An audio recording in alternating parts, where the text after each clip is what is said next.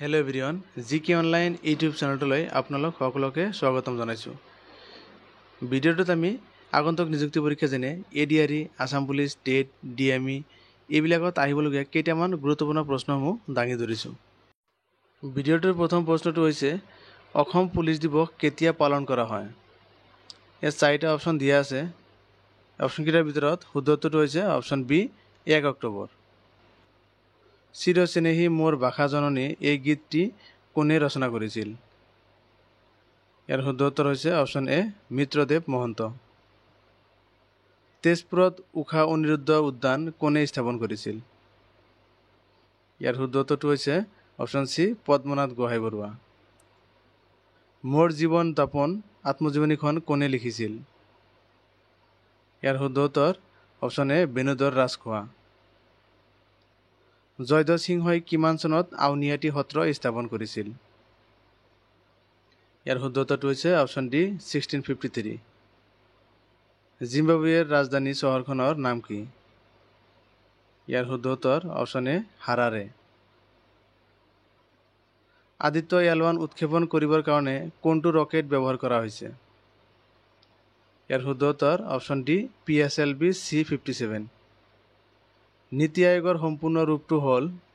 ইয়াৰ শুদ্ধ উত্তৰ হৈছে option B National Institution for Transforming India.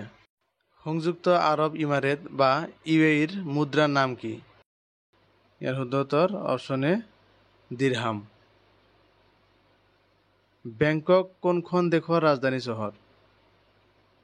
ইয়াৰ শুদ্ধ উত্তৰ অপশ্যন বি থাইলেণ্ড। নিম্নলিখিত কোনটো স্থানে অসম আৰু অৰুণাচল সংলগ্ন কৰিছে? শুদ্ধ উত্তৰ অপশ্যন ডি ডিৰাক। ৰাছিয়া আৰু আলাস্কাৰ মাজৰ জলভাগ হৈছে? ইয়াৰ শুদ্ধ উত্তৰ option C Bering strait. Narendra Modi ষ্টেডিয়ামখন কোনখন ঠাইত অৱস্থিত? শুদ্ধ উত্তৰ অপশ্যন এ আহমেদাবাদ। কোনগৰাকী ব্যক্তিৰ জন্মদিনত অভিৰুচি ক্ৰীড়া দিৱস পালন কৰা হয়? ইয়াৰ শুদ্ধ উত্তৰ অপশ্যন ডি বগেশ্বৰ বৰুৱা। কম্পিউটাৰ মেমৰিৰ আটাইতকৈ সৰু ইউনিটটো হৈছে? শুদ্ধ উত্তৰ অপশ্যন এ বিট। কোনটো বৰ্ষত দূৰদৰ্শনে ভাৰতত ৰঙীন টেলিভিছন অনুষ্ঠান আৰম্ভ কৰিছিল? ইয়াৰ শুদ্ধ উত্তৰ অপশ্যন বি 1982। অসম ৰাজ্যিক সংগ্ৰহালয়খন ক'ত অৱস্থিত? ইয়াৰ শুদ্ধ উত্তৰ অপশ্যন চি গুৱাহাটী। জনপ্ৰিয় গ্ৰন্থ অসীমত যাৰ হেৰাল সীমা কোনে লিখিছিল? ইয়াৰ শুদ্ধ উত্তৰ অপশ্যন এ কাঞ্চন বৰুৱা। থাইলেণ্ডৰ মুদ্ৰাক কি নামেৰে জনা যায়? ইয়াৰ শুদ্ধ উত্তৰ অপশ্যন বি বহট। LOCৰ সম্পূৰ্ণ ৰূপ কি? চাৰিটা অপশ্যন দিয়া আছে। ইয়াৰ শুদ্ধ উত্তৰ হৈছে option C line of control. আজানপীৰৰ দৰগাহ কোন জিলাত অৱস্থিত? ইয়াৰ শুদ্ধ উত্তৰ হৈছে অপশ্যন বি শিৱসাগৰ। আহোম ৰাজ্যত নিমখৰ বেপাৰ কৰা ইউৰোপৰ ব্যক্তিজনৰ নাম কি আছিল? ইয়াৰ শুদ্ধ উত্তৰ অপশ্যন ডি ডেনিয়েল ৰাছ। কোনজন আহোম ৰজাই বৰবুঢ়াসকলৰ বিদ্ৰোহ চূৰ্ণ বিচ্ছিন্ন কৰিছিল? শুদ্ধ উত্তৰ অপশ্যন চি প্ৰতাপ সিংহ। শংকৰদেৱৰ বৰগীতক কোনে নবল নাম্বাৰ্ছ আখ্যা দিছিল? শুদ্ধ উত্তৰ অপশ্যন চি বাণীকান্ত কাকতি।